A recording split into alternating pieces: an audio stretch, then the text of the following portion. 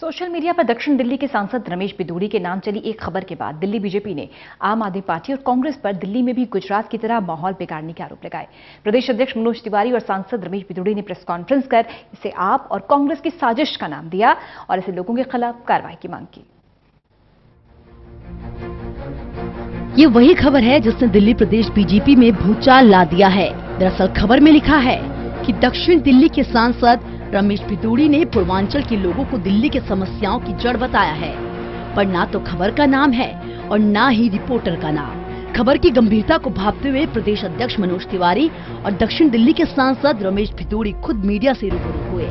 मनोज तिवारी ने इसे आम आदमी पार्टी और कांग्रेस की साजिश का हिस्सा करार दिया। मनोज तिवारी ने कहा कि दिल्ली में भी गुजरात की तरह ही माहौल बिगाड़ने की कोशिश की जा रही थी। लोकप्रिय सांसद हैं, उनको बदनाम करने की साजिश हुई और उसमें एक बड़ा दिल्ली को डिस्टर्ब करने की साजिश हुई, जिसका एक नज़ारा हम गुजरात में देख चुके हैं। अभी गुजरात में जो उत्तर भारतीयों के साथ हुआ वो भी एक ऐसे ही साजिश रच के और उन लोगों पर अत्याचार हुआ और इसमें सीधा सीधा कांग्रेस की लिप्तता पाई गई। राहुल गांधी के एक परम मित्र अल्पेश ठाकुर की लिप्तता पाई गई और इस समय लगातार इस देश में साजिश, फेक न्यूज़ को लेकर के किसी न किसी तरह से कहीं कांग्रेस, कहीं आम आदमी पार्टी एक ऐसा कुचक्र रचने में लगी हुई है जिसमें समाज में अफरा तफरी हो। उधर दक्षिण दिल्ली से सांसद रमेश बिधूड़ी ने आम आदमी पार्टी के एक प्रवक्ता पर नाम लिए बगैर आरोप लगाया है कि इससे पहले भी उन्होंने ट्वीट के माध्यम से उन्हें बदनाम करने की कोशिश की थी, जिसके बाद उन्हें माफी मांगनी पड़ी थी।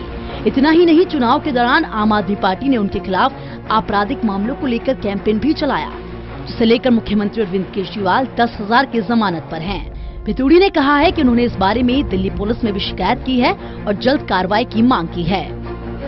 इसी केजरीवाल गैंग ने मेरे खिलाफ झूठे पंपलेट छापे कि मेरे पर संगीन आपराधिक मामले दर्ज हैं, जो हमने डिफॉर्मेशन में डाल रखे हैं। ये झूठे केस डाले थे उन्होंने उस टाइम जब मैं चुनाव लोकसभा का लड़ रहा था। चलाए थे 2014 में केजरीवाल कंपनी ने, जिसकी Sangam Vihar police station, Kalkaji police station, Dwarka में उस टाइम हमने कंप्लेंट कराई थी और ये पकड़े गए थे पंपलेट। इसी के आधार पर जब केजरीवाल ने प्रेस कॉन्फ्रेंस की एक बड़े चैनल को और कहा कि संगीन मामले दर्ज है, तो आज उनके खिलाफ डिफॉर्मेशन का केस हमने डाला हुआ है। उसमें वो 10,000 की जमानत पर हैं। कि जनसत्ता को खबर वैसी और मेरी फोटो बनाकर और लिख दिया कि ये फोटो बनाकर लिख रखा था कि रमेश बिधूड़ी ने कहा है कि पेड़ कटने से कौन से दिल्ली के लोग मर जाएंगे। जब हमने जनसत्ता से जानकारी मांगी तो जनसत्ता ने डिनाई कर दिया। तब इनको ट्वीट किया कि हम डिफॉर्मेशन तुम्हारे खिलाफ डालने जा रहे हैं और तुमने ट्वीट किया है, तो इन्होंने रिटर्न में माफी मांगनी पड़ी और 5 मिनट में अपने ट्वीट को विड्रॉ किया इस मिस्टर ने। ये प्रवक्ता साहब है आम आदमी पार्टी के।